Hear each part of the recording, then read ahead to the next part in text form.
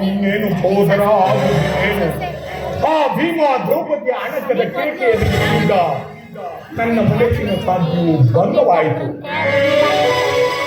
ಈ ಸುಯೋಧನ ಸಾರ್ವಭೌಮನ ಸರ್ವಕ್ರಾಂತಿಯ ತೇಜಸ್ಸು ಆ ಪಾಂಡವರ ಯಜ್ಞಕುಂಡಕ್ಕೆ ಸಿಕ್ಕಿದ್ದರೂ ಭಸ್ಮವಾಯಿತು ಸಹೋದರ, ಭಸ್ಮವಾಯಿತು. ನಾನಿನ್ನು ಬದುಕಬಾರದು ಸಹೋದರ, ನಾನಿನ್ನು ಬದುಕಬಾರದು.